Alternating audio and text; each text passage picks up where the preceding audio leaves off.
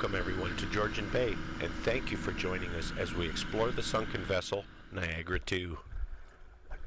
Well, in other news, a 700-ton freighter sinks to the bottom of Georgian Bay this weekend in less than 4 minutes. Not to worry, though. It was a controlled sinking, all part of a plan to create a new scuba diver's paradise in Tobermory.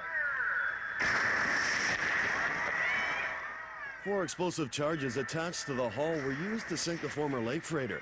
Cameras mounted on board captured the sinking. The ship slipped beneath the surface in 3 minutes and 18 seconds, landing upright on the bottom in 90 feet of water. The Niagara II is a 182-foot, 723-ton steel sand sucker built as a freighter by Furness Shipbuilding Company Limited in England in 1930. Originally christened under the name Rideau-Light, she worked for Imperial Oil, running between Montreal and Ottawa. In 1947, she was renamed the Imperial Lachine. Later, in 1954, Toronto Dry Dock Limited converted her to a sand sucker, and she was renamed the Niagara. While sailing under the moniker of Niagara, she suffered an explosion in her engine room March 1st, 1965, near Whitby, Ontario, killing 2 people and injuring 1. Still sucking sand in 1969, she was renamed the W.M. Eadington. And in 1972, her engines were converted from triple expansion engines to diesel.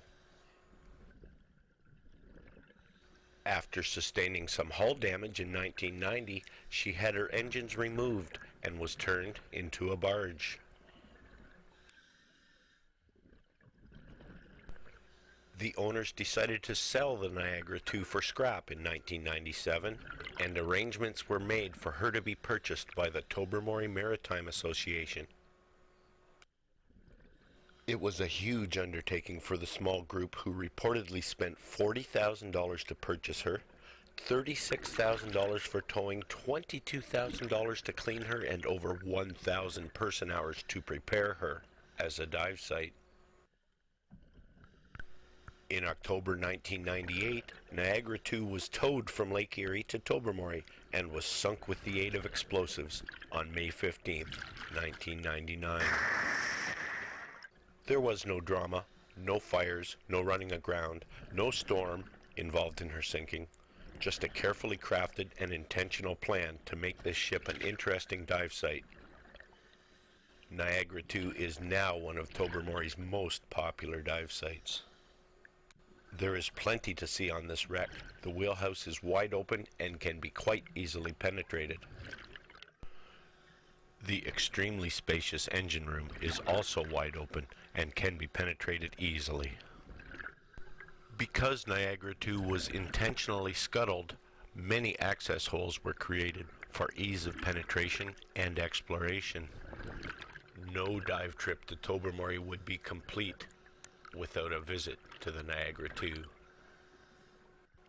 I strongly urge you to go to any of Tobermory's dive shops and book your own charter on the Niagara II. This sunken vessel is nothing but eye candy and will leave you in awe. She deserves several return trips.